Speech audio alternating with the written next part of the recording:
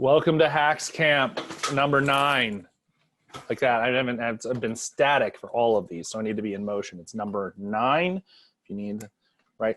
So we're on Uncode 9. We've been going strong for over 2 months of quarantine-based HAX camps.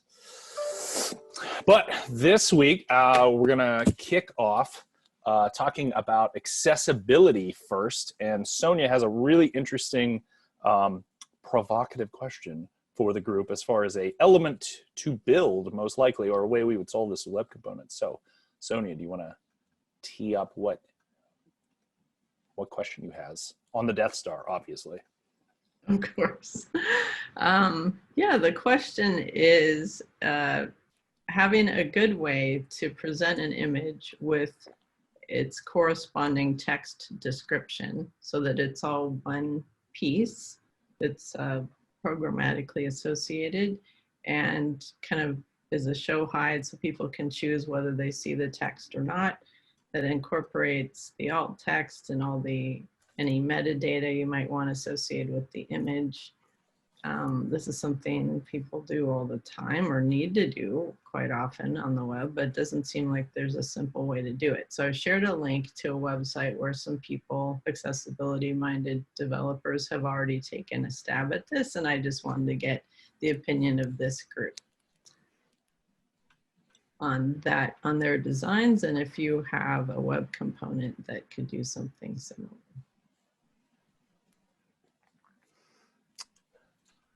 So we will post the link, because Tom posted links to it, but I'll screen share the link in question just so we all are on the same page with it. So this is a alternate, there's an actual alternative to this, like they're looking for a way to standardize the implementation of this without just using the long description. Well, the long desk attribute has been deprecated, and the problem with using that is it provides the long description only to screen reader users. So if you wanted to provide it to someone who is sighted, they wouldn't even know it was there. Mm-hmm. And then there's the ARIA described by approach, and there's different things, but there's nothing that really works great.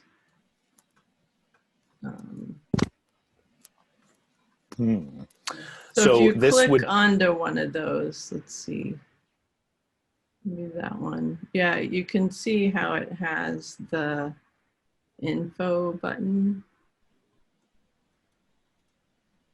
So they're trying to find a good way to bring up that description as part of the image. And associate it to the image.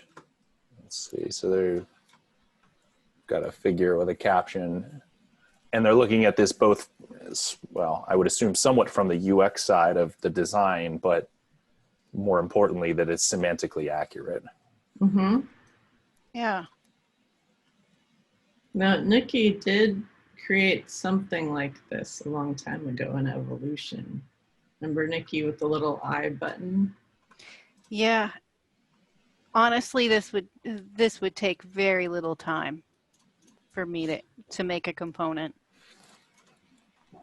Yeah, we have a couple now. I think it would be more how do you do this in a way that adheres to it without just saying like, oh, by the way, we're going to require all images look exactly like this in all contexts. Yeah. Because I know you have galleries, we have, image comparison sliders, like. Right, this would be another image type because, if you were doing a gallery, the gallery has spots for description. And so I can definitely pull some of these there's different versions there. And I feel like what we could do is show her what we have to offer as well. That one has the link below the image. Mm.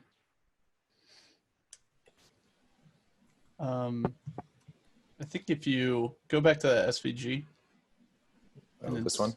Yeah, inspect it. Yeah. Yeah. It's gonna have to inspect. Let's get beyond that part. Okay. But my question isn't really as much about that type of an image. mhm. But it's interesting that they have, so like they use a metadata tag in the SVG.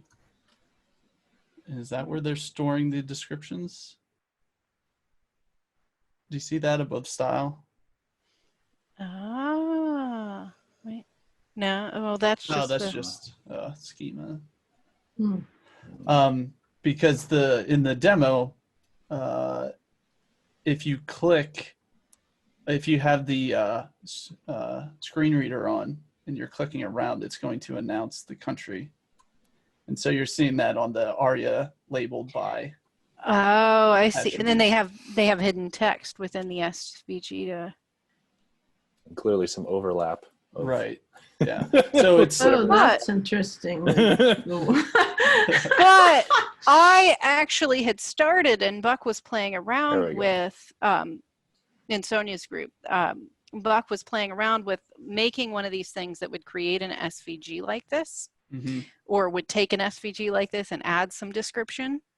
So, I mean, that's another one that eventually I have to resurrect anyway. The SVG ones, you know, I'm not planning on jumping into in the near future, but the regular images, especially that one that had the details and summary, that would be so easy just to. Yeah, I mean, granted, I know it's a visual type of a thing, but I do not love this approach. That's for this iframe one. Yeah, that's a little clunky. Yeah, like click this button and we'll just show random content in it and you'll inform the screen reader of it. Like, oh, you're never going to make this look good. Yeah, I really like the details summary as the way of doing that. Yeah, that was nice, this figure label. Yeah. That one's more elegant. Not only that, that would allow us to create something that is progressively enhanced. You know, it's already semantically marked up, and then the element could just add that extra functionality. Right. We do have what's it called? Media image, I think, is the most built out one of these, Potter. Which of us had the craft room with that project? Oh, we made media image long before you started, Nikki. Yeah. Is that like a BN, like before Nikki? The media image at least has some support for like caption and citation and stuff. Now it was definitely before Nikki, because the reason it's prefix media is because we were putting it in our media system. So it was not built with much intentionality for sure, but it had some minor design options associated with it. It's the first thing that I thought of. And it also had the ability to do this figure label sidecar thing, which I think we added after the fact. Yeah. So you could say figure label title and figure label description. Oh, so I wonder if we couldn't just expand on that one and add some extra options. Right. I will say from a design perspective, this is undesigned or to be considered undesigned, and we should probably just make a new one because it's so easy to make new ones. But I like that paradigm of like, hey, this needs to have, and this actually is I believe, a semantic figure label. Oh, maybe it's not. No, it's not. All right, so a lot of the certainly stuff. room for improvement there. Yeah, a lot of the stuff that I've built have been using the figure. Like gallery is all about figures. Timeline uses figures. And for the academic setting, it would be nice if the figure description area could support table code or list code. Yeah, so it would be a slot then. Yep. Right. Yeah. So it sounds like Sonya's assigning herself an issue in the issue queue. This is fantastic work, Sonya. I love when you generate, what? Don't you love when I just show up at your group and I don't know what I'm This is awesome doing? because if you tell us what you can use, then Sonya we can make issue. them. And there we go. So what? Why don't We'll you get your tell me team the using name our of the web stuff. components you're trying to access? Please take Well, the this emergency. it's fresh on my mind because well we do have an internal solution in our shop somebody outside our shop asked about this and I didn't have a good answer. And I think if you guys came up with a good answer, a lot of people would appreciate it. Well, Nikki unfortunately just got assigned to it, and I would assign you. That's Sonya, so but you're funny. not Now, see, on the issue list Nikki, here. it's just like when we used to work together. I know. I would Well, say, can we see, have a normally- this and a that? And Nikki would. So start here's the working. thing. He knows that under any other circumstances, if it were any other person, I would be cursing him out. But because it's you, Sonya, no. Actually, so the trick to getting stuff done with us is to make either me or Bryan or Potter excited about it. And then all of a sudden it gets done. If we're So not I'll interested, post then this. it might be harder to do. But some of us work in our free time if it's something we really want. All right, so there's a link there. So it would have to support table content or whatever. So that tells me it's a slot. Obviously, we'd have, like source. I enjoy falling on source. I don't like using SRC just because then it conflates that it's a root element versus a nice happy one. But so it'd have a source. It'd have, now, would you call this descriptive text, Sonya? I would. Or would you call it like description? I usually refer to it as a image description, but But since this is going to be an image, we could just call it description. And I believe that definitely ties into some of the ones that I've already done as far as naming, because it would be nice to kind of keep the naming consistent. So it would also be nice if we had that as a property or a slot, do you think, Nikki? Or should it just be a slot? Because it would need to have support for like a whole table, right, Sonya? Yeah. So I err on the side of slot. That said, I have done components that will take either or. Because I know that sometimes you just want to programmatically dump something or have some level of control. But I'm seeing more and more how many things that I thought would be properties would be much better as slots for I think semantics. I think it'd be good for it to be a slot for semantics, but we also HAX has support for a progressive enhancement flag as far as how to generate itself on the fly. So while it dumps us into the slot, when HAX goes to save it, we could actually wrap it in whatever whatever tags would be most associated with this, whether it's figure, When I've label, been building mine, that if I needed it to be a property, I've been watching the slot and then throwing it into the property. Yeah. So I don't know what, now granted, it's going to have simple colors in it, like duh, but beyond those and some info label or something, text, something like that, right? That's at least enough to get us kicked off as to making it. We have had other, so now the other question in my mind, or discussion point, that would be, so do you have this be rolled directly into an image, or is it like some kind of sidecar thing where you can take any image styling and basically, I don't know if associate inject it is the like a right word, but tooltip. yeah, like a tooltip. So that's an interesting thing, because as I was looking at this, I'm like, well, would we want this available to any image that we use? And in that case, the use case is more like tooltip, where it can be added into, like maybe there is the gallery and there's stuff that you have on the side, but it's really not the description, and you want that description somewhere, and you could just throw that in. So I love ruining Nikki's day with these mind virus ideas. Because then it just because then I sit here and stew on all the ways I could do the thing. So what if it wasn't like a tooltip? What if we treated it like behaviors that can be mixed into anything? I love behaviors that make sense. And okay, I do. So I said those words, but that's not even. So that's You're not how it just would get doing implemented. this to make me excited about it. I am. I know you love the word. You react to it positively. So I don't mean that we would actually integrate, so that if we're looking at the DOM, that's not how it would be implemented. That you would take an IMG tag and you would actually put it inside of this tag that whatever we call it, right? Inside of it. Yes, so it would be part of the slotted content, almost the way that like the code editor works. So the code editor reads whatever's in it and then goes, oh, this is the material that I should be presenting. If we were able to, you do it with like the absolute positioning thing, where you say like, yeah, hey, this here's is the stuff I need. And yeah, so like, here's the description, and then I associate it with the image. Like this goes with that image.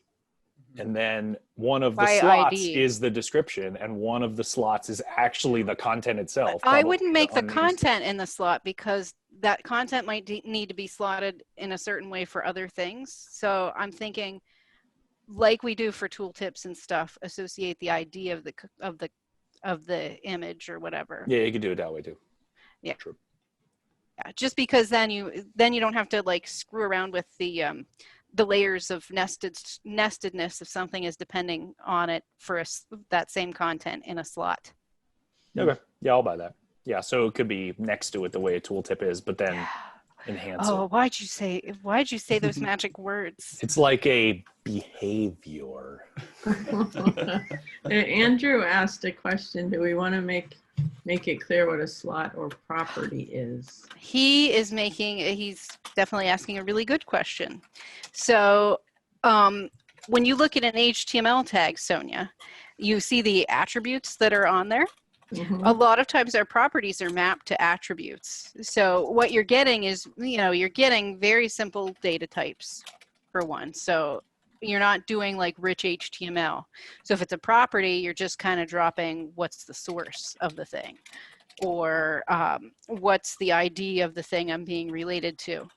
A slot is like this empty hole for HTML. And there are lots of benefits to using a slot. One of the benefits to using a slot is that even if the component doesn't load on the page, like say Kurzweil chokes on it, it's still there. And so anything in a slot is going to appear even if everything else is broken. And so you still have that. It will still be there for SEO. It's, that's the stuff that's future proof. So a slot has a lot of flexibility. The limitation of a slot is you can only do so much for styling of it by the component that you create, because you don't like it. It basically lives in the document without the web components. It's just like poking a little hole into the web component. Everything else in the web component gets their own special styles based on the web component, but that slot is just it's like just a placeholder. Yeah, one of the other things that you have to consider too is whenever we would talk about, web components are going to change everything, because if there's an accessibility enhancement that we need to make to an element, we can just make that improvement in the element itself, publish a new version, and then instantly everybody has it. If it's in the slot, then the web component doesn't have the ability to just change it. I mean, it kind of does, but you would have to go to each website and make sure that you make the accessibility change in each website. Yep. Now the component still augments that, but you would still have to change it in every single website. So one of the considerations for slot is if it's just really primitive semantic HTML, no bells and whistles, I typically, allow that to be a slot. So, having an image slotted in, or having just paragraph text dropped into it, that to me, that could easily be slotted. But if I'm starting to do really complex things within it and then trying to apply styles to it, I really probably want those things in what we call shadow DOM, which is the secret little pocket where the web component has its code. So what if you're reading what I have showed up on the screen, what if we had something like this? So if this was more like a tooltip, then we don't care about the name slot. It's actually just what's in the slot. And you have much more of a like, hey, whatever it is you happen to have. Oh, and here's this sidecar that will then latch onto it and present this stuff in. Yeah, and we can have some actually it would work very similarly to the pop-up, except for it would be triggered on focus, like the demos that were that Sonya shared. And there would be an option, instead of doing it above or below or left or right, to do it within, you know, above, like top, bottom. So would that be like positioning or aspect or something like that? Internal, an option to do the positioning internal to the element, as opposed to, like right now ours is on the outside. So I could see there being really easily 3 cases. One that's on it, one that's outside just as like plain text, and another one that's outside as like one of your alley collapses or something. So you can, Yeah, so we could have one that's like, this is, so this might, one that uses the positioning options. And if there's no positioning, it would just treat it like a collapse that's below, like, you know, underneath it. So that could be like the default. Yeah. All right, so there goes Nikki's next week. Oh, that'll be less than a week. That's a little thing. And if it gets people over there hooked on what we're doing in any small way, it is a win for us. Yeah, and then, you know, we wire that up to HAX and we put in an option. So this could also dovetail into some of the discussions we've had, Nikki, around like types of elements in HAX. So if you have a grid plate and that has to be called a grid plate, there's another kind of quasi-type that's called inline. And so things that declare that they're inline only show up like if you highlight the text to apply or whatever. This could be an additional one that's some kind of like associate, I don't know what you call it, but like something where you're taking an image and we don't want to put into the image like, hey, this can have image description associated to it. We want a relationship that's more of, this thing called image description can be associated to anything that claims to be an image. So we need some kind of like pairing feature, or like a referential, which would be nice anyway for when we finally implement relative headings. Yeah, it'd be good for that too. That's the magical thing, Sonya, where I built a thing that we haven't hooked into HAX yet, where if you need to change the heading levels, it will automatically, if you tell the thing what its parent heading is, it will update. It's a good name, because I got it right away. Okay. Naming things is hard. It is hard. It is hard. Well, I thank you so much for looking into this idea with me. That's awesome. Yeah, I will have that for you. We'll have it next week, because all we do is sit around and build cool stuff, Sonya. Don't tell anyone. Shh. No, I'll be here next week then. Well, now you have to do it, Nikki. Yeah, well, now she has to be here to see it happen. Absolutely. You can, and anybody in your world that would be sold on this stuff is also welcome. Okay. Good to know. Yeah. So if we're good on the alley image description thing for now, and that gives us an actionable item from that, so this is perfect. So yeah, this is literally why we have this show, is to have actionable things that people need so that we can all move forward together.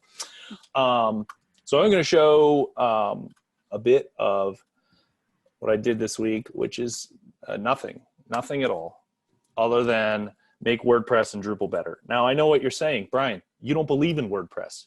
Well, that's right. But like Santa Claus, I keep this propagated, right? That WordPress is a good platform and we should keep using it. So I have a repo called HAX All the Things. It's a test bed for all the integrations that HAX has into other platforms. And when you fire it up in DDEV, you just get like these basic links. So I use this to test how HAX is running in all these platforms. The focus of the last week has been largely on Drupal 8, and soon I'll be able to write Drupal 8/9 because this actually will work in Drupal 9 the day it's released, which I think is in a week. But so the big deal in tweaking the integrations that I did this week has to do with media, the media side of things. So in Drupal, you have a module called the media module. It lets you have this thing that took forever to get into core, and I will not go and debate why, but forever, Drupal didn't have any way of managing media, which is insane.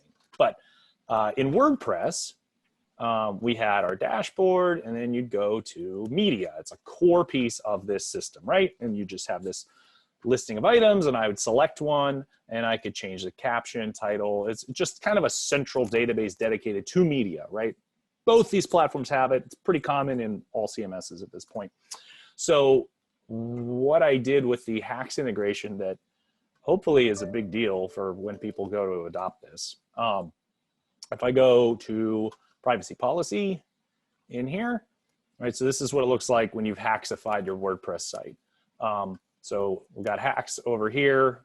It's also doing some custom stuff to specifically take up the exact area of the side column in your WordPress site, which was very annoying. Part. It was very annoying to do, but okay, so I've got my content here. Basically is hijacking the way that like TinyMC would work. So I can delete that heading, save, whatever. Right? I'm just proving that that works. Okay, so the big deal in what I added this week is when I do search, I can now do WordPress media. And this is returning from my WordPress site, the media that's behind the scenes, right? That's in that page. So it's not just some files on the file system, it's actually WordPress's media types. So I can say, hey, make that 2 column. We can go to search, pull this over and just drag and drop that Elms leaf in. And now we've got that, but as powered by WordPress's media system.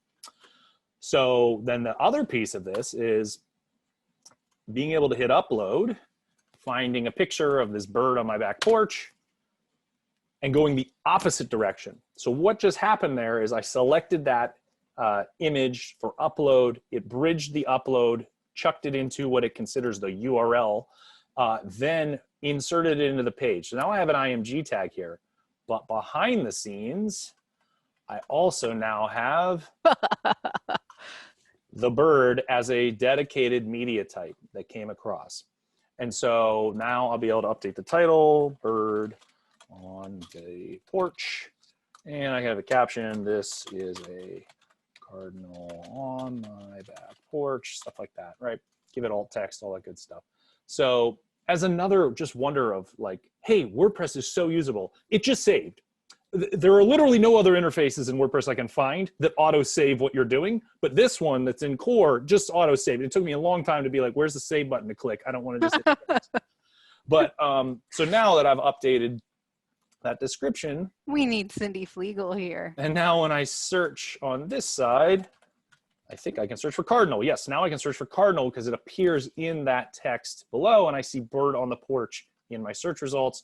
So I can drop the bird on the porch into there, and then convert the bird to a meme, and we'll say, okay, just something non-trolly, absolutely, very professional. So we save, and we've got the my birds here. So we have deep media integration into WordPress. And the reason that I needed to do that is because it couldn't just be Drupal that has the good media integration. So the exact same thing happens with Drupal now. You can either add media via the internal media system or go to a piece of content, go into block editor mode, and move that over there, and now search. Now Drupal's a little weird because of the way that its media system operates. It actually has 5 different types of media as dedicated endpoints, whereas WordPress's API serves up all the media. So it's kind of nice that WordPress does that. I could, obviously I could make one that does this, but I don't want to get that far in the weeds until someone actually has a need for it. But so I can search Drupal's images, right, and pull up this horrific photo of me, and then it's in context. The fun thing, and where that photo came from actually, is let's say that I had content I was adding, and this is true in the WordPress one too, but let's say I was going to throw down a stop note. And so, oh wait, stop note doesn't have, sorry, stop note doesn't have an image. RetroCard, yeah, RetroCard does. So I'll throw down a retro card, and retro card has these media sources, right? So I could drag and drop and upload a file there. And if I don't want to do that though, I just want to take a picture. Oh, something else has control over the camera. It's because of the screen recording. So unfortunately, I can't just do the webcam thing because Zoom has hijacked it. But if I do a different upload, some kind, we'll do this one. That my building's collapsing in the background, and we'll put up the EdTech Joker logo. There we go. So now I've got this little mouse over effect or whatever. But when I upload those, we hit save, and then we go back to media. Both of those are part of the media system. So even though you're interfacing with a type directly, even if you would drag and drop, and I wish I could show direct drag and drop. I don't actually think it works because there's a glitch in Ubuntu in my operating system level. And it's not specific to HAX. I actually had to go dig through some forums. I don't, in other setups, I can have like my file browser and I could drag and drop. Oh, let's see if it works. Oh, it did. Oh, good. That got fixed somehow. There was a glitch between Chrome and Ubuntu where you couldn't actually drag and drop things into Chrome. I don't know why. But I drag and drop that, right? It put it into this grid plate that I was working on. And just like the other interaction, because they're all stitched together, even though I just drag and drop that into the DOM, there's my new, media entity, whatever you want to call it. So that is now the latest release of Drupal 8 and 9, because it'll support both because the way Drupal is going. The WordPress project, I just got this lovely little email upon doing my updates to it. So part of getting the media integration came from actually going through the review process with the WordPress community to make sure that it's meeting security standards, that it works in multi-sites or standalone sites, things like that. So by going through that audit, I was able to just say like, well, I'm doing this already. I'll just get the media module part in place. So look for HAX to be on WordPress.org. Hopefully next week. I got to see what all's entailed there, as well as learn how to use Subversion. So that'll be fun. Did you explain what Subversion is? I remember using it like a decade ago. Different version control system. I don't think Tom was born yet. Oh, poor probably Tom. not. Yeah. So that's the WordPress Drupal land. Anybody have any questions about those? Any side of that? I'm just enhancing those integrations as we go. That's very cool. So the Drupal 8 had a APIs out of the box in core that you're hitting. Yeah, that is hitting the JSON API. So you end up enabling the media module and then JSON API. And the only reason I was able to figure this out is someone on Edudo, it's a Drupal education Slack channel, pointed me to this JSON API Explorer, which is really powerful. I love to hate on Drupal, but at the same time, I understand why people do things with it still. So this is a module you can dump in, and then it allows you to step through and construct media responses from the JSON API. So JSON API is also core in Drupal 8. You just enable JSON API. There is one thing that you have to get as far as an additional module now. And what JSON API is doing here is it lets you, I don't want media, let me go back to the root. Okay, so it lets you like explore all of the entity types in your site. So if I wanted to build something out of just users, I could then, I think this will add, no, there's no filters there. There's apparently no filters, nothing to include, field set. Well, that's weird. It's supposed to have values there. I am very confused as to why there's no values there. It must be a glitch of some kind. But I was able to actually go through and construct via a little UI here what my query was so I could figure out the URL to hit. Because if I copy and paste this here, then we have the JSON API. And the reason that the media things all have to be separate is you can see from the JSON API response, they are segregated, which is a little weird. But then there's like video, and then I believe I have some, yeah. So the reason you need an Explorer, if you look at what these addresses are, you know, with this just like filter name condition value .jpg and filter name condition path and filter name condition operator, like it's pretty. I remember that. Yeah, I was not a fan. Now I did find a module that provided functionality I used to have to write into Elm's LN core, so I'm glad someone else just wrote it for me. But you could do include, and when you do an include, it brings across additional resources for you to use. So in this case, because I say include thumbnail, it normally would just point to like, hey, thumbnail is its own endpoint. And instead it actually stitches that together as one request. So instead of having to make lots of roundabouts, you end up with one nice big object. And you can pass includes so that it on the output, it only includes the very specific things that you want returned, like just the URL and just the title. I'm not going to get into that level of granularity yet. I'm just happy the stupid thing works. Way cool, man. So that was because, you know, I had nothing to do this week, obviously. So that was like for fun. But the fun thing I built at the beginning of the week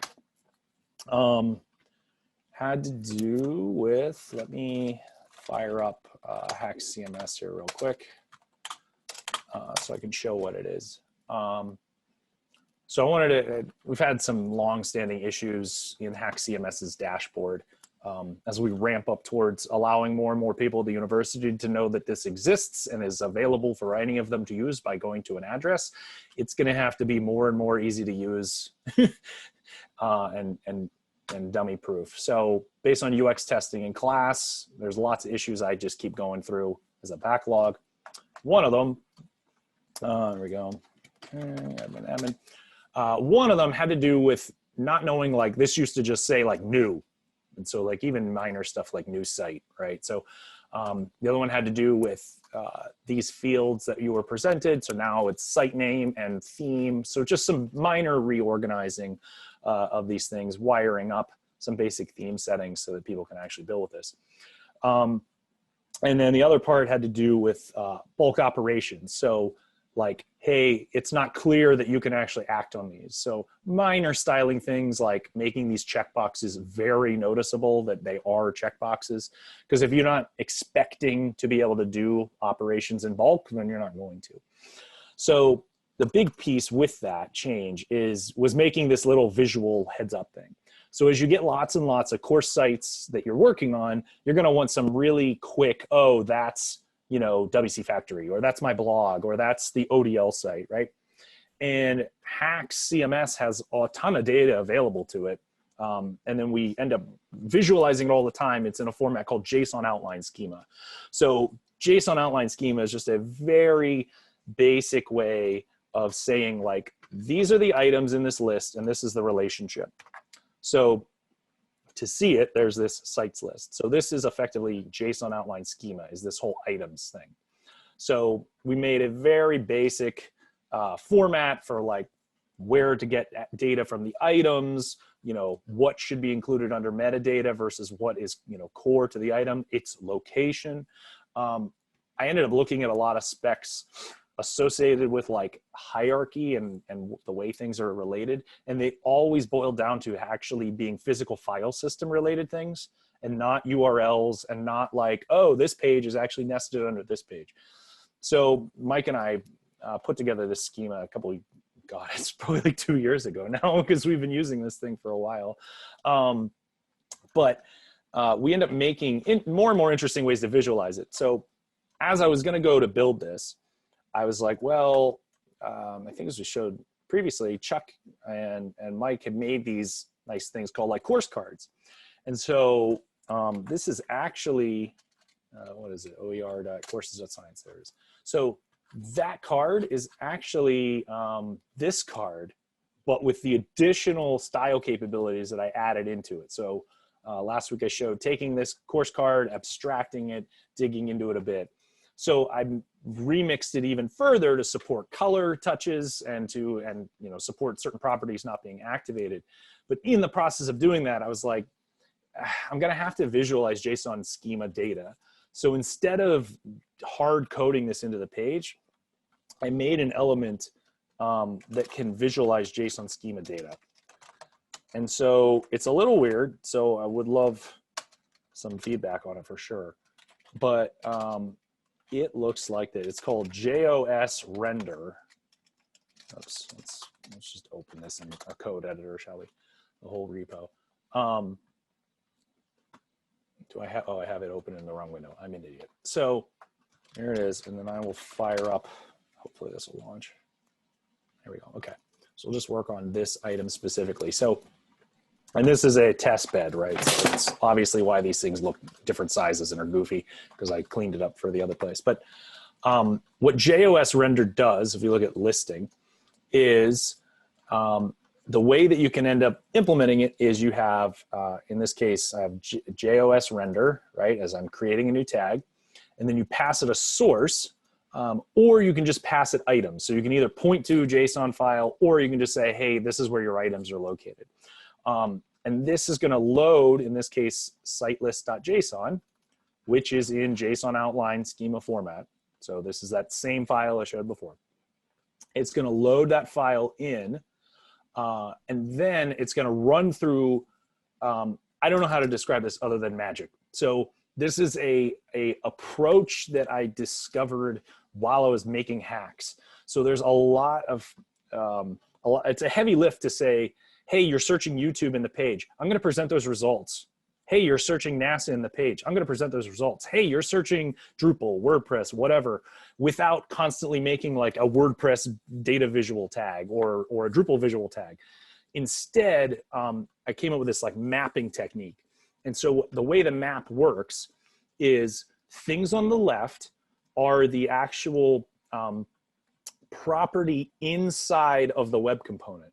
And things on the right are the property, or sorry, the attribute key inside of the data coming across. And so what you end up being able to do is I can basically wire this data source into anything visually. So to prove it, I can, let's just take out all of this. And so we can see here, this is going to put a course card on the page. It's actually going to then dynamically import its definition using some of the other stuff we've showed. Then it's going to say, hey, set the dark property to true on the course card. And then the name is going to equal whatever the title coming across in our site list is. And so what you end up getting is this, right? So it doesn't have that extra data mixed into it. Now, if I take off the dark flag, hit save, right? This is what they would look like. These are colorless, but they have the title there. If I was to write something in the name that isn't actually in the data coming across, like Michael Potter, and hit save, it'll detect that that's not a valid selection in the data coming and go, oh, you probably just mean a string. So you can set things in here, right? There's nothing dark, or I could make dark be the status. There might be a status, I'm not sure. Oh, status does come across and all those sites are published. Now, the other fun thing that I added into this is the ability to do on-the-fly transforms.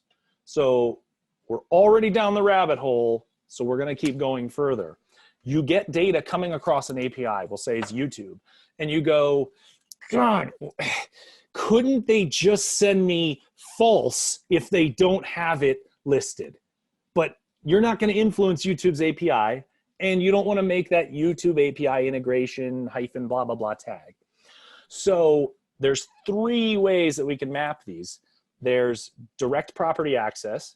There's just saying, hey, make it the value that I said because it doesn't match a property. And then there's these transforms. And this is brand new that as far as me doing these type of integrations. So if it detects that it's mapping a property to an object, and that object has transform and a value, it is going to take the value off the API, pass it into the transform, and then use the response in the output. If that made sense to anyone, please let me know. Yeah. Yeah. Oh, okay. So it also, in the case, here we see with item, and I'm not actually leveraging item in this one, it's going to give you additional data. So this is going to say, hey, to form the URL, I need you to do a complex transform. Give me location as a value, but then also give me access to the entire item that I'm operating on. Because URL might be some sophisticated mashup of multiple values. So it's more important that when I form URL, that I know what the whole item coming across the API is. So if I hit save now, we get our nice, happy, these all link to the right place.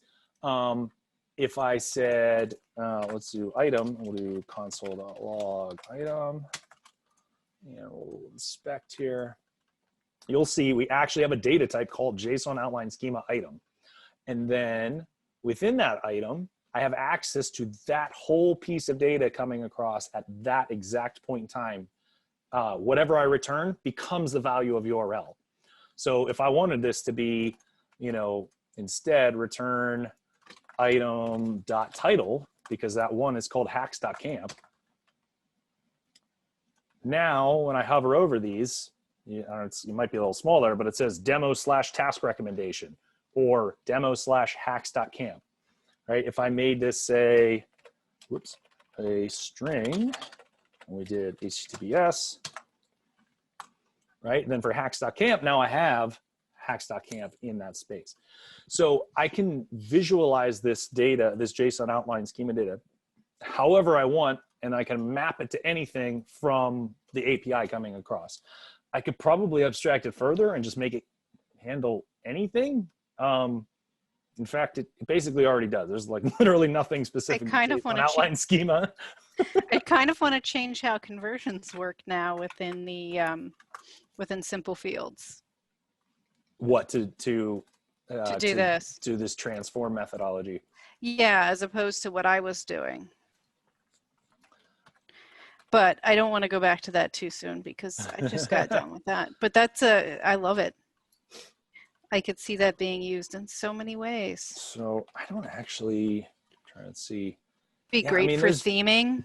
There's very little that actually is doing that's related to JSON. I mean, I just have it in JSON outline schema because I was doing it, but like it can transform anything into anything. So here's this structured data.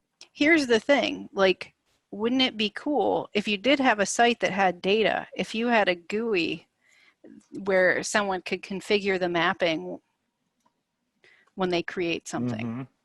That and would say be, like, this is how I want to visualize this data. Yeah. See, now you're trying to give me these good idea. Are you going to put a ticket in for you, or is that somehow going to fall on me? I'm going to have to put it in for me now. So, yeah, because I could definitely just go in the idea bin. Visualize anything via UI. It's kind of like a Drupal view, right? Like you could set up your own, or like you're basically setting up your own view of repeatable items.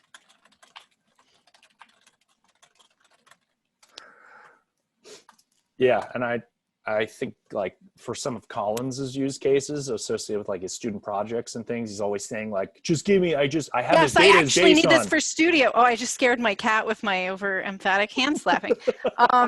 No, like honestly, I will need this because Collins and I were talking about that. And if that gets you excited about Studio, then gets me excited about visualizing data in different ways and mashing it together. That'd be fine. This could make stuff happen, and we have the perfect use case, and can justify that we're working on stuff that impacts our work, like our legit work that is high priority for our leadership.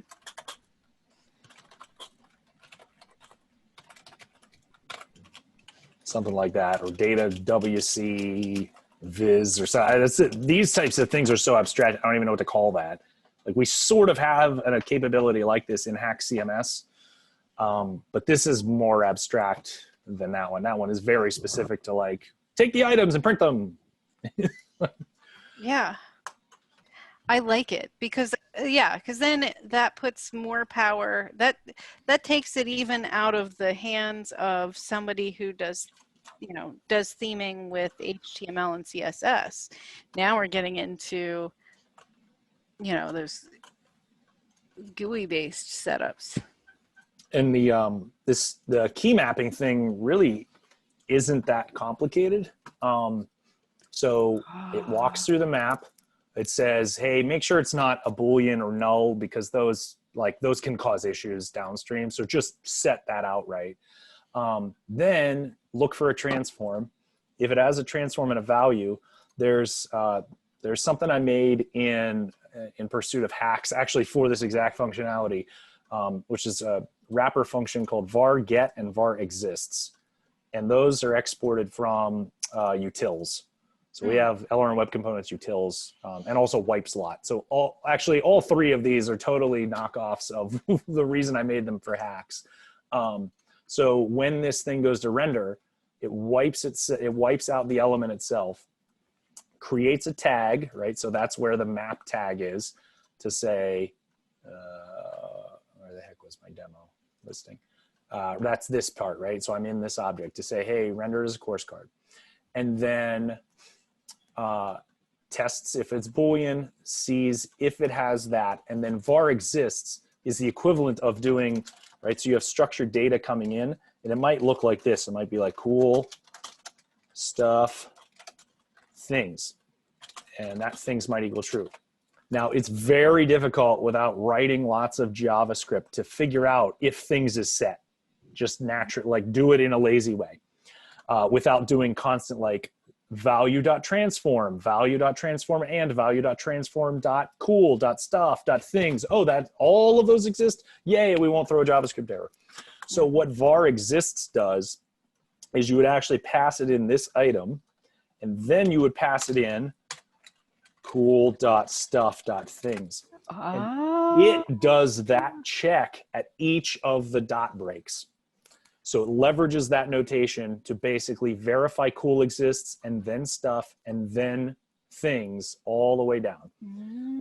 Similar to varget. Varget will do that same thing. And then what varget additionally adds to it is support for another parameter, which would be, well, if that value missed, then just give me stuff as a default. And so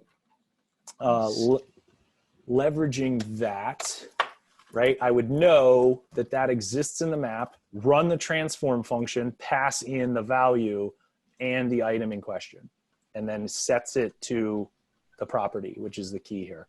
I wonder if you could just do instead of setting a transform function and a value property, I wonder if you could just check if it's a function.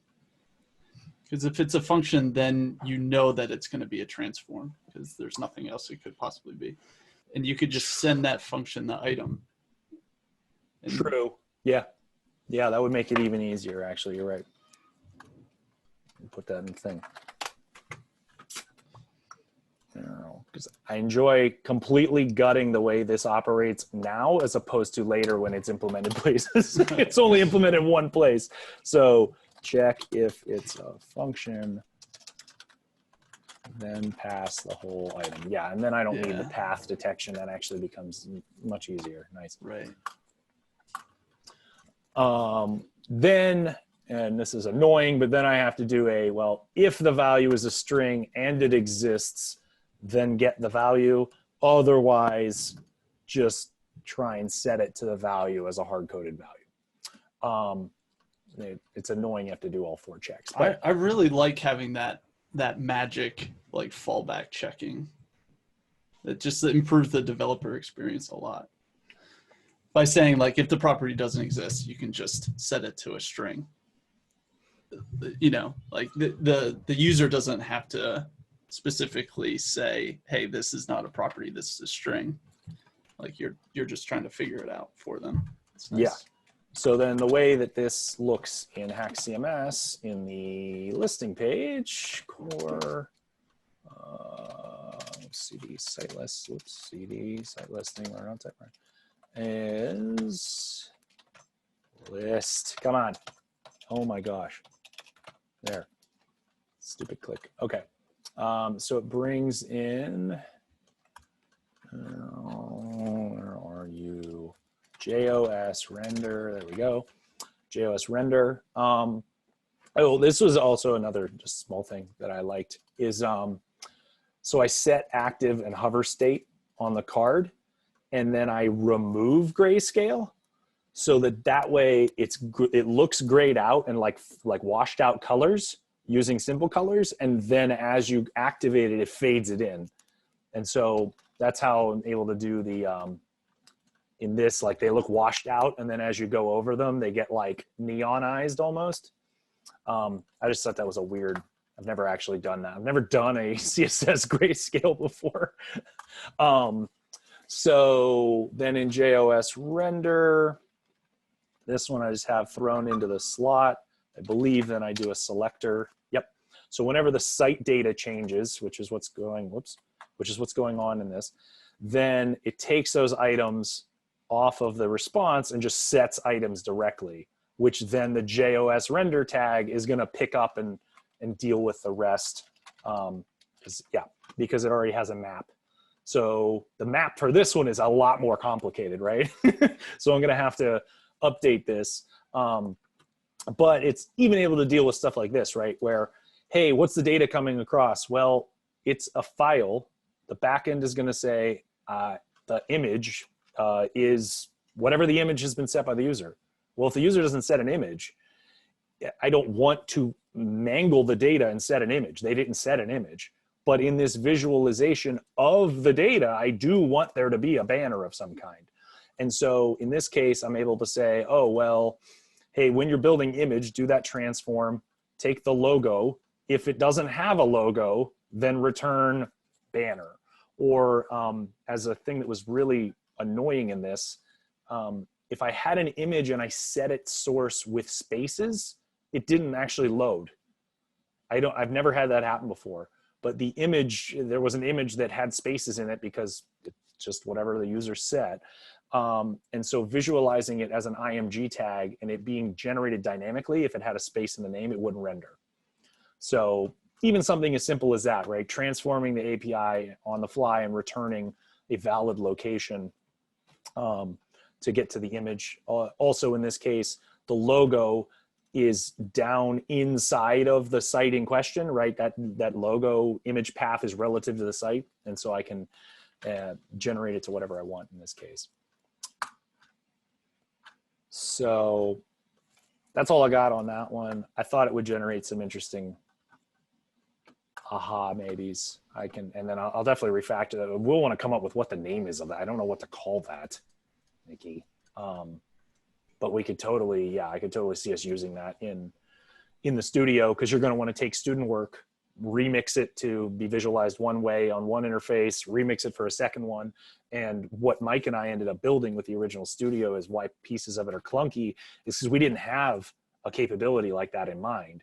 And so we ended up making like a latest posts block that visualizes things, and then latest comments block that visualizes things sort of similar but different because it came from a different data source. And then we had to remake the tags again. So we end up with these really similar ways of presenting very similar information, but yet, granted, we cranked most of that out in 2 weeks. So we're just trying to get it done, but yeah. So Mike, I think you're up next, unless you ceded the floor to Nikki to go next with the storybook stuff.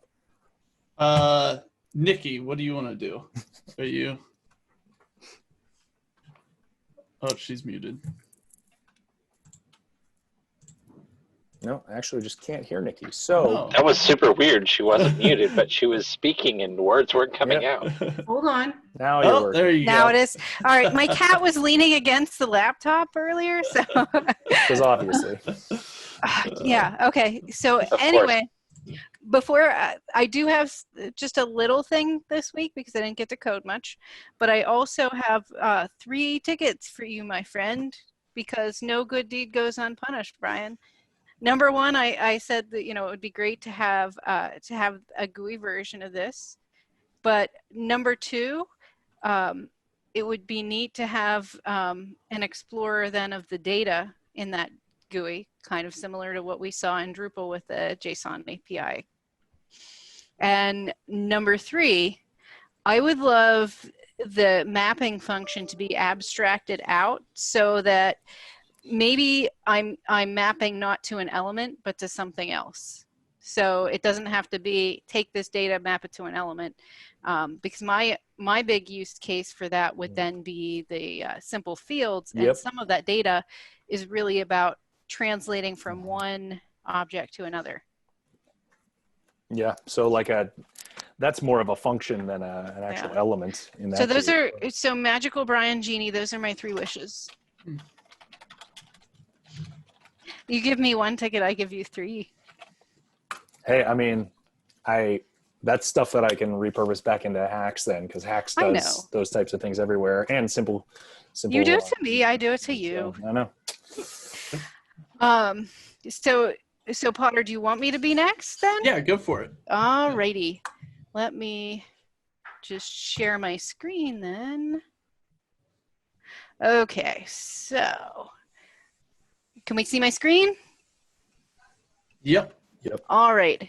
So the thing that I did just this morning, because I didn't have any other time to do things and it made me sad, is I have this this code editor now working within Storybook.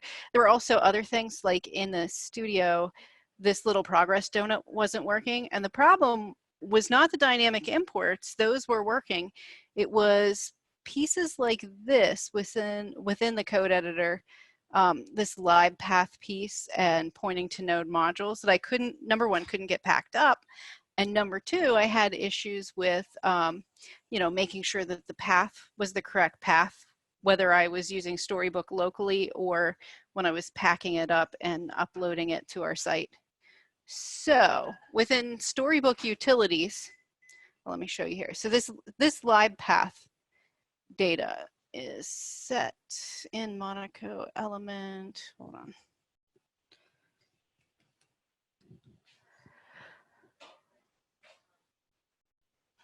There's live path. There's an if statement here somewhere. It might be, it's in code editor. So in setting live path in the code editor, it's first going to look for a window WC global base path. And so that was my secret into hijacking that. So in Storybook utilities, so that it's only hijacked for when we're using Storybook, I actually, anything that uses Storybook utilities is now going to set that base path. The challenge was that when I'm testing these things locally, the directory structure is different from when I would build a Storybook and upload it. So all I did was I just tested to see if it already included node modules in the base path, and left it as is if it did. If not, I just added node modules. And that was able to include that element. And then of course I needed to use the copy for rollup to be able to make sure I got all of those pieces, because they weren't getting assembled otherwise. So that is the little thing that I did with Storybook. And I also added image compare slider, which we built a long time ago, and you can compare between 2 images. Let me go to the properties. You can either set it as opacity, or if you turn opacity off, you can set it as this wipe effect instead. So I'm getting little low-hanging fruit elements out of the way to get up on our instance of Storybook. Is opacity a new thing? I don't remember that being in that element. I did that when I converted it to lit element, but nice. Because it's like the tree falling in the middle of the woods, because there was no Storybook working until the OpenWC stuff, and until Lars was very helpful in answering some questions about packing up these third-party pieces. I had kind of given up on getting these demos, because every time I touched Storybook up until the OpenWC stuff, I would lose a week and a half of my life. And then the next time we updated our shit, it was like, oh no, everything's screwed again. And, you know, it was, oh, time to relearn Webpack, and this roll-up stuff with the OpenWC has been way easier to handle. So now I'm kind of motivated to update these things, and you can now see that you can now see what features are actually in them. And one of the things that has helped me is by seeing those features, you know, because I've tried to make the demos cover all bases, but some of this stuff I have randomly generating. And so as I go in and look, it's also randomly giving me things to look at and realize I might need to fix. So I feel like it's time well spent. But that's it. That's what I did in this morning, since the rest of my week was taken.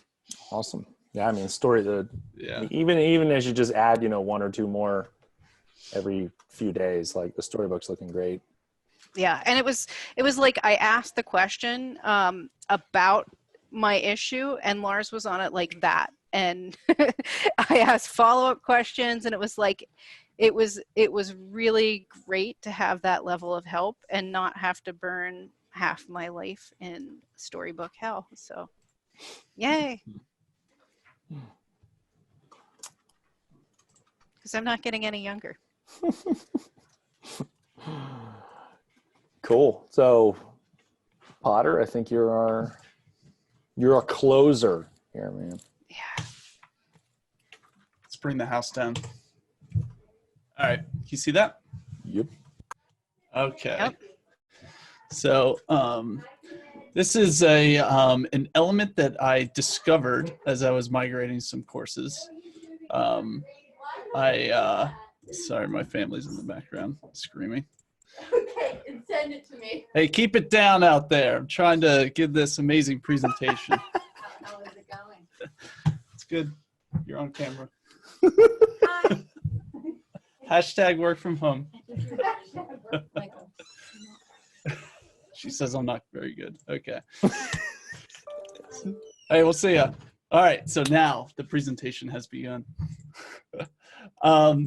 So anyway, throughout our courses, we have we're loading iframes from a service that's called H5P, and the loading experience isn't that great because sometimes it takes the H5P content a little while to load in an iframe, which means that whenever the user first loads the page, the iframe could be 0 pixels tall, and it's waiting for the content to load.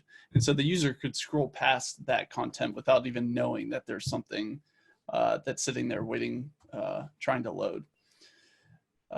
So what we wanted to do was give a little loading indicator for an iframe. So here's what we have in the code. It's just an iframe that points to an H5P element. So how can we augment that? We created a little iframe loader, and it's very simple. The only thing it does is it has a loading state, and if it's in the loading state, it's displaying the loading indicator, which is just this little CSS loader.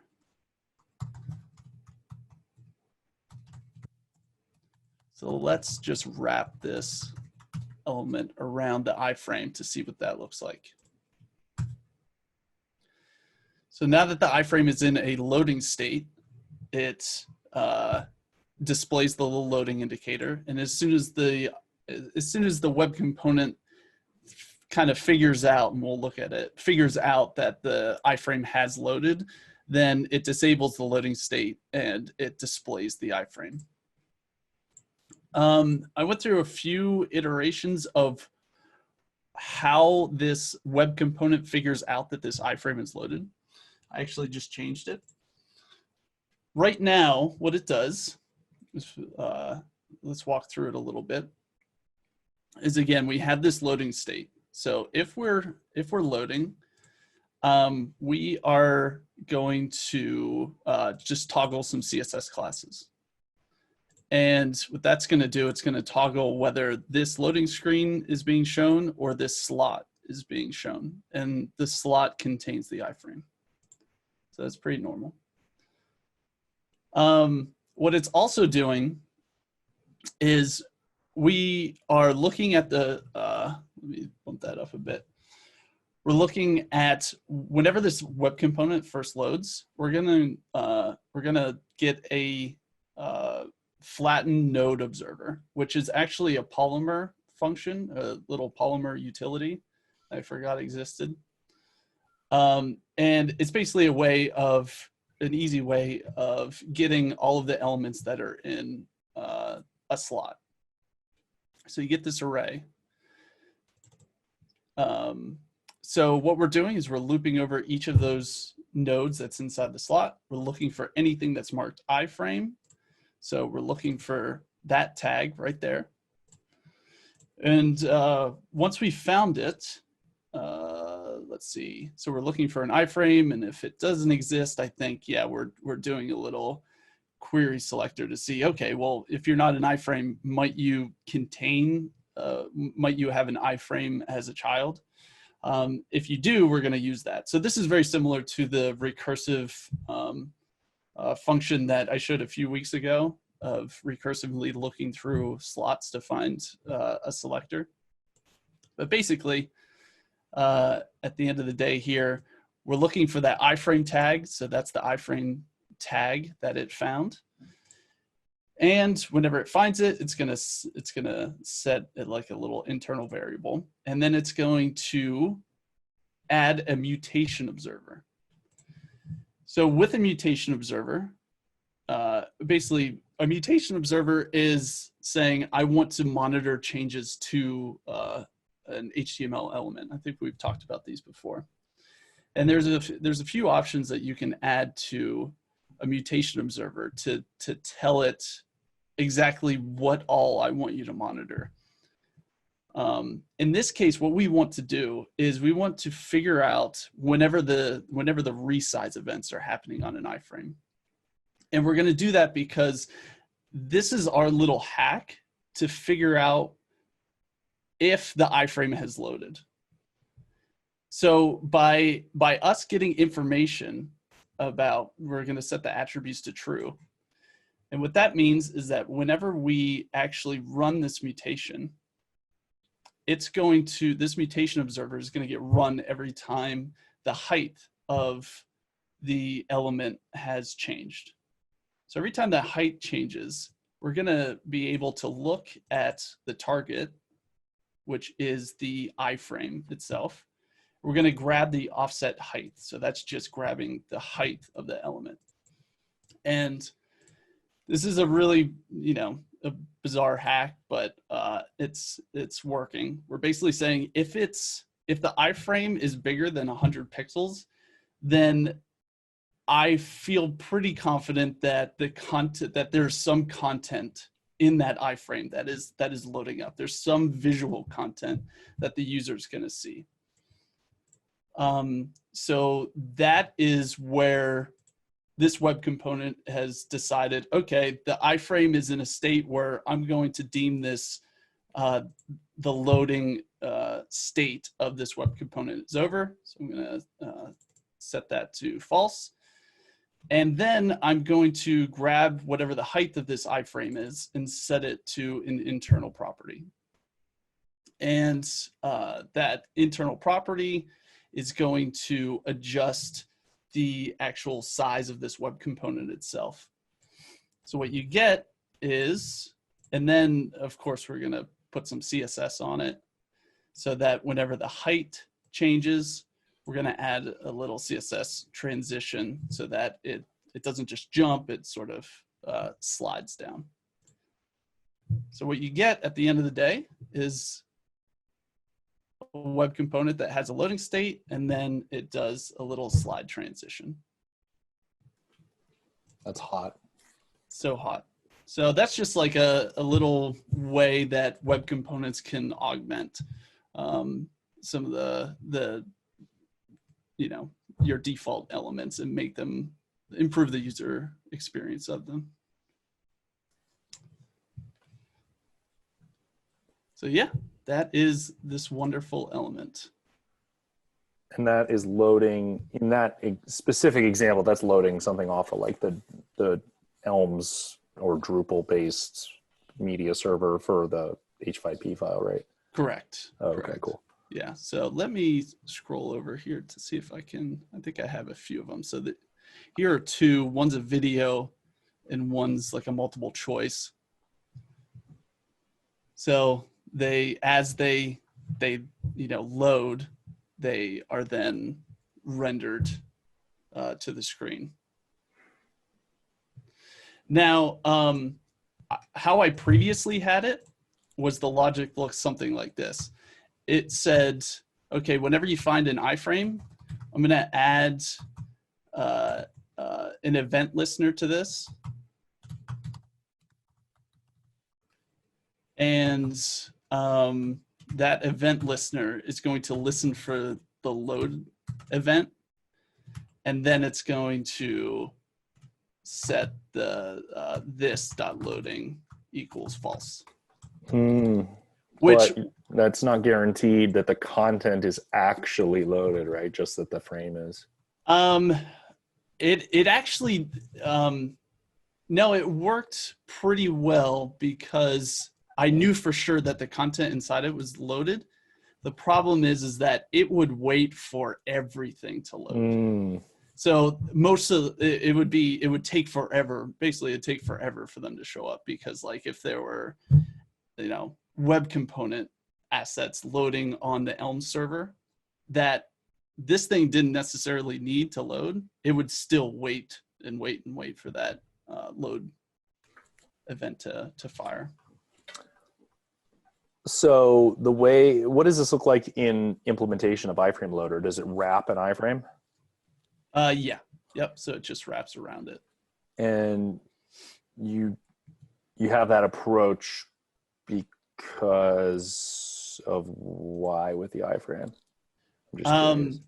So whenever a user first gets to the page, if you don't have it on there, then the iframe has no size basically. So the user doesn't even know that there's an iframe there loading. Potentially. Oh no, sorry. I don't mean that. I mean, like, did you do it because of like a regex or something? Because it seems like you could easily replace the iframe tag with like an iframe loader tag and then not have to do the mutation observer stuff and inject your own iframe. Yeah, that's a good question. So I actually ultimately want it to be H5P element. An H5P element uses the iframe loader tag. So it looks something like this.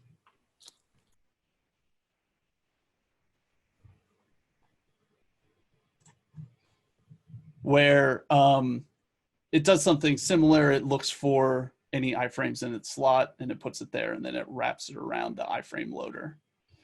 And then it adds some HAX schema to provide a nice edit state for H5P elements specifically. So yeah, it's,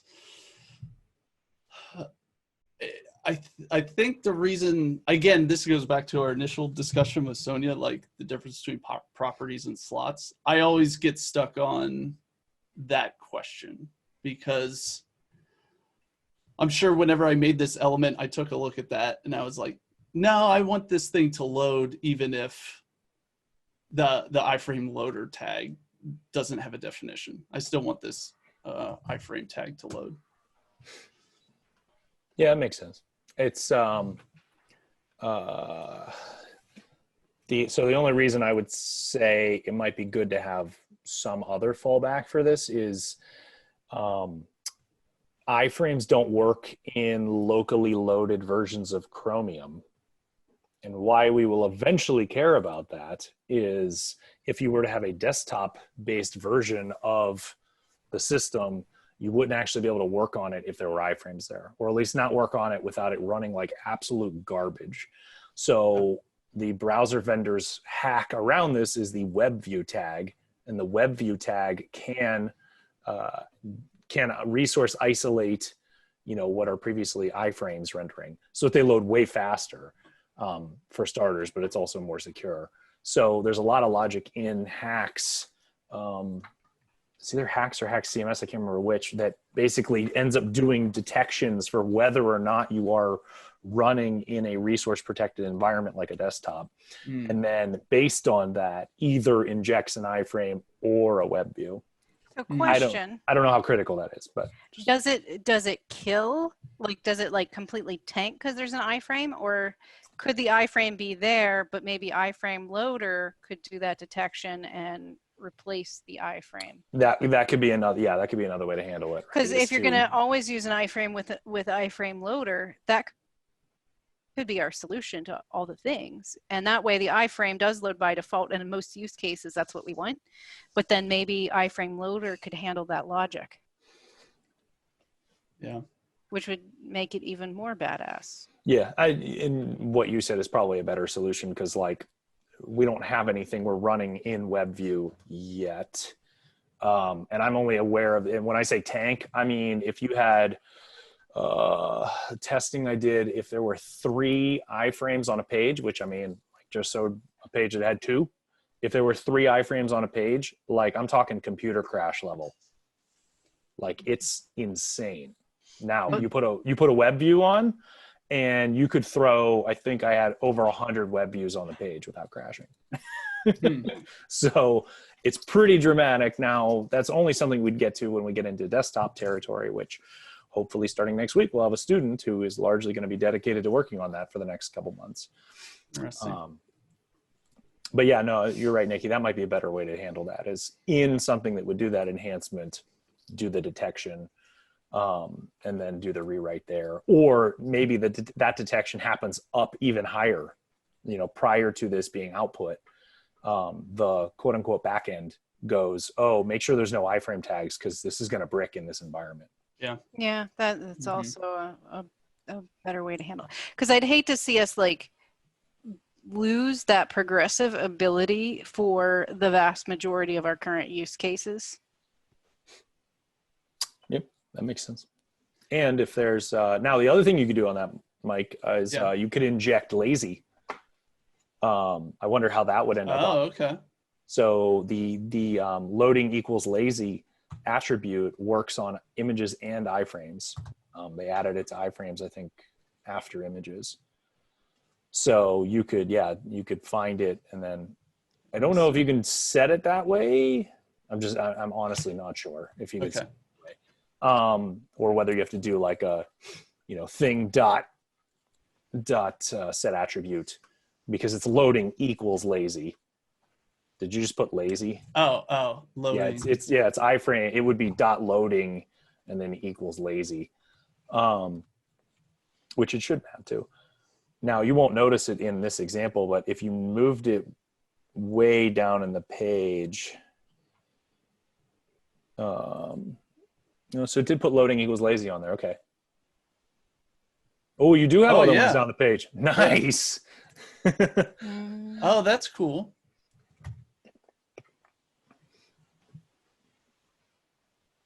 And then the key aspect there obviously being that the browser is handling all the logic associated with more or less intersection observers. Gotcha. So then that way the things below the manifold, that's okay. It does work that way. That's awesome. All right. Nice. Now that's not going to be in everything. That's in Chrome. Look that up. I haven't looked at loading equals lazy in a while.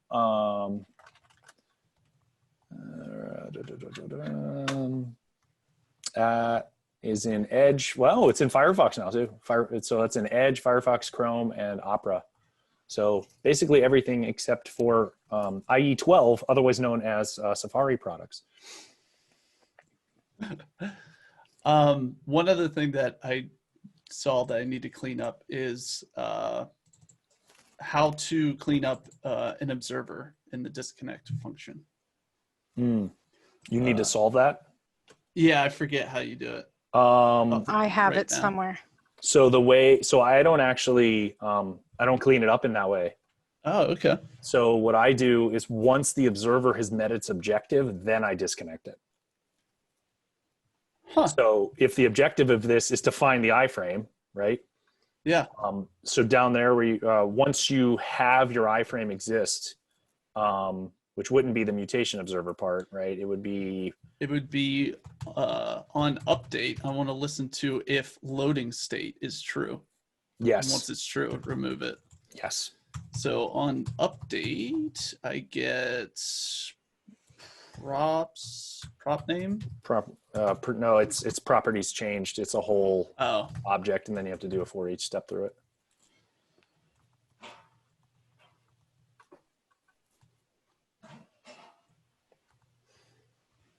And then it's old value, comma, prop name.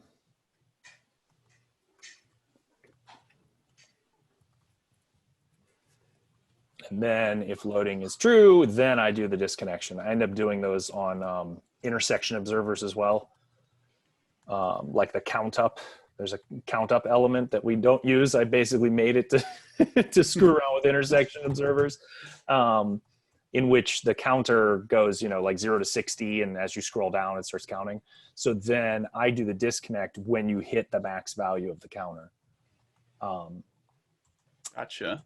Because you really don't care about it. Like once it's met its objective, it's really not related to disconnection. The other issue you end up getting around is there are edge cases where an element moves in the DOM and you've disconnected its observer because it got disconnected, and then you don't end up reconnecting it because it just got moved. So yep, that would be what it looks like. Now you have mutation observer there too. Is that? So this is just a reference to this definition. So I don't think you have to clean those up, do you? Okay, I see. But you're not applying the mutation observer. Yeah. Right. That makes sense. Cool. I never know how to check these, but How to check what? Like that an observer has been removed. Like I don't know in Chrome how to check those. Something's wrong. Oh yeah, does it? You got a syntax error or something in there maybe? Cal name. Local name. Is slot in flatten observer? What?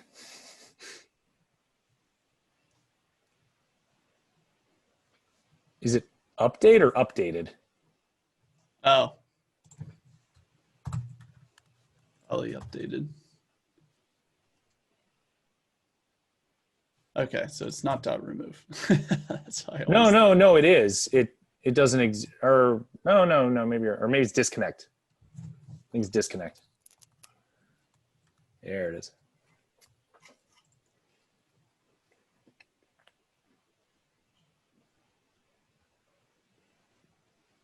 Cool. Of course, we'll see if they actually load. Right. Did you verify that loading is true, or just that loading changed?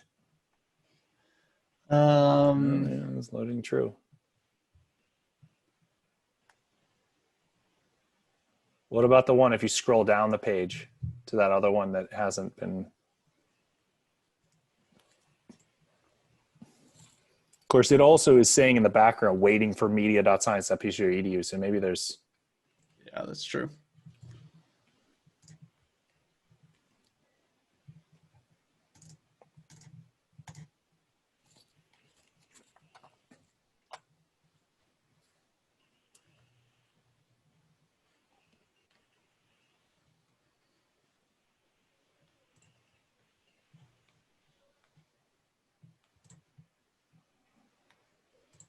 Yeah, I don't know where I think iframes show up under doc.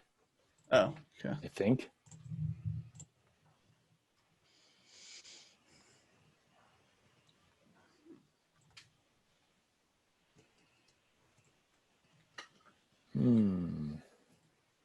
Yeah, what if you hit preview on that? It would show you the. Oh, so maybe you can't disconnect it that early.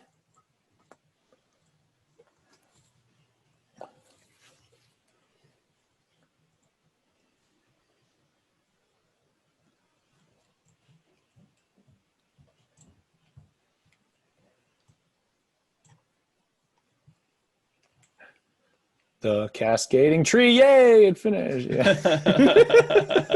You can see it racing by there. Huh. All right, maybe you have to clean maybe you have something to up give it there. a second. Well, let's see. Where am I setting it to true? Oh, no, it's not true. It's false. Oh, yeah. Yeah, because it's no longer loading, isn't it? Yeah. Oh, boy. All right, so when are we talking about Deno? I mean, we still have a few minutes. You can talk about Deno. I saw. I know that's been your thing. No, I saw that Thomas Ulmer from OpenWC, who was on the call earlier, he wrote some interesting thoughts on Deno and what that meant for the web and web components in general, and specifically TypeScript, and how that's going to mess with. Adds an interesting variable.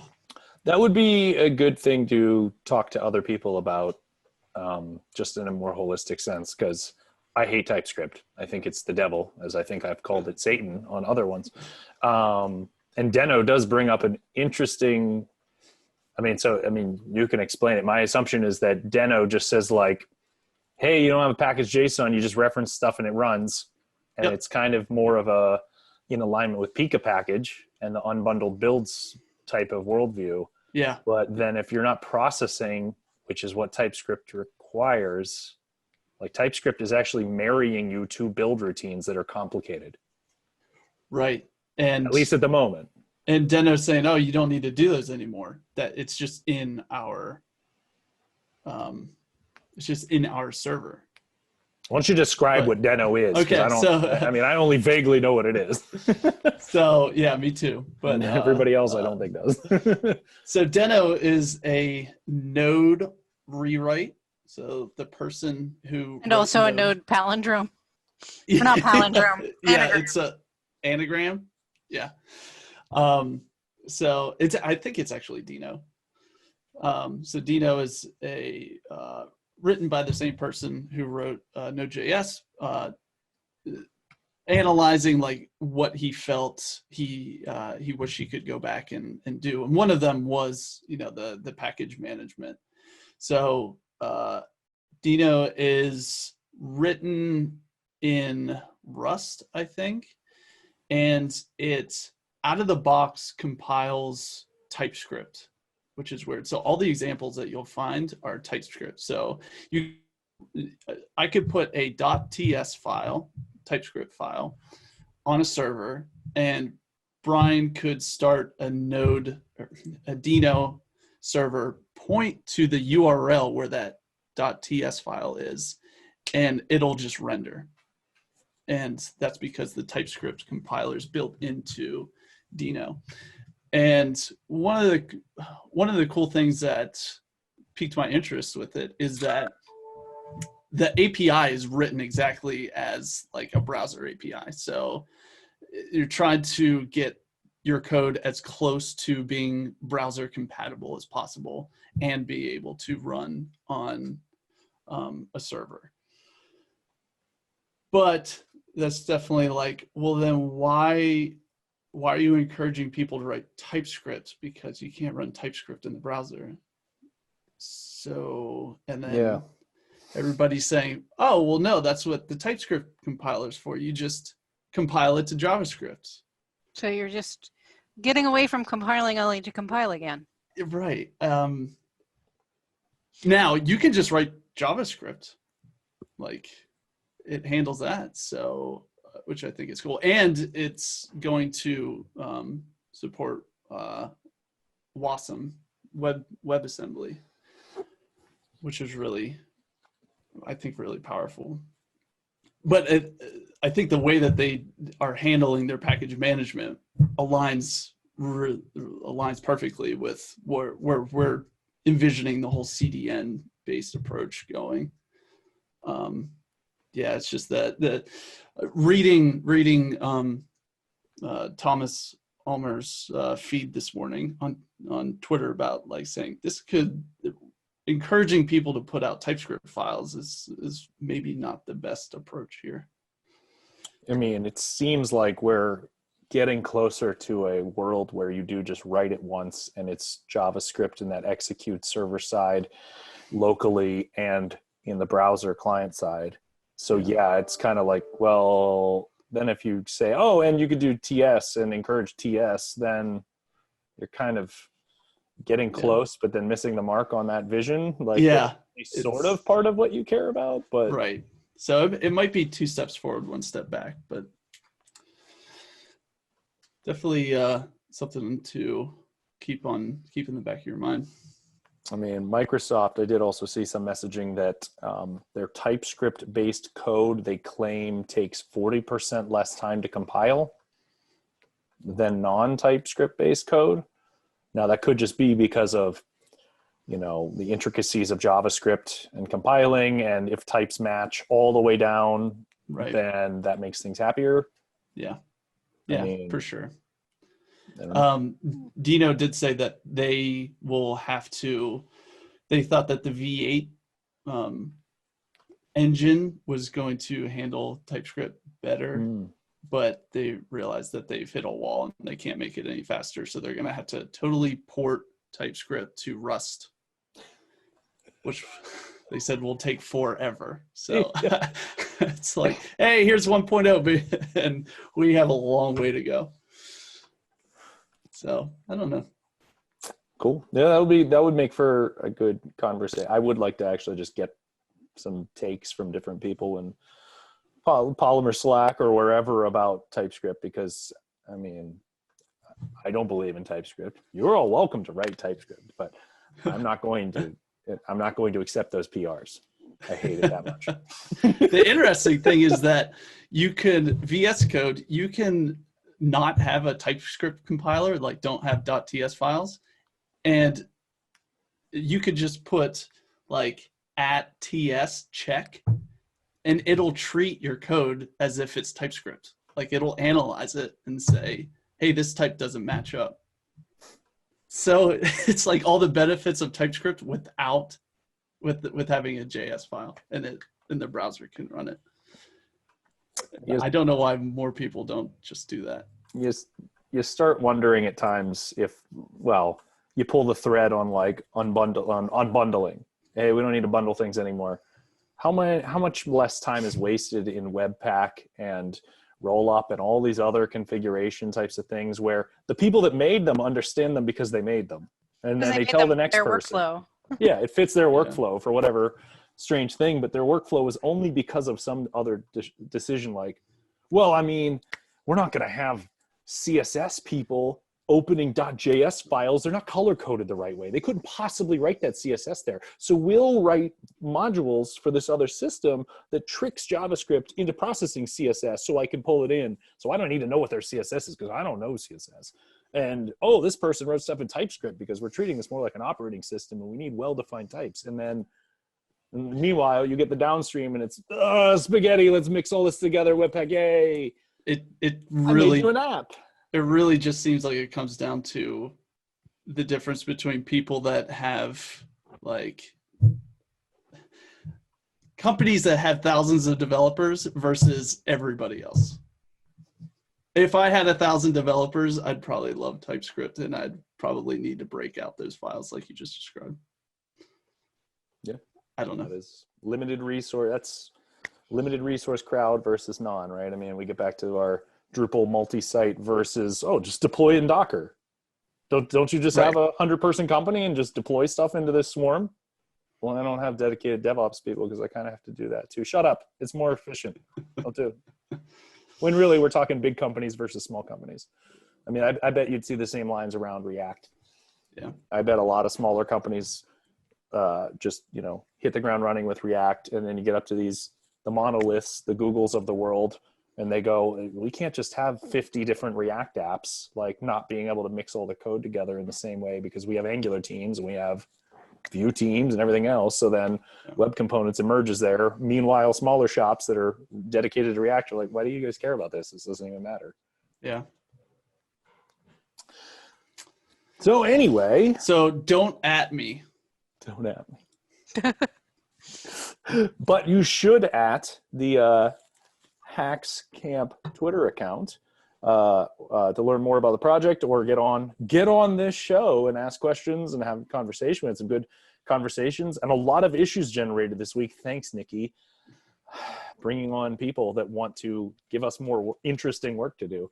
So if you want to give us more interesting work, go to bit.ly/hackslack to get into our Slack channel. We'll give you a link to get into Uncode here. We record every week 3 to 5 on Fridays. That's Eastern Standard Time. And so with that, we close episode 9, which will mean next week is double digits. I was about to say digit doubles. So tune in next week for digit doubles. Ta-ta.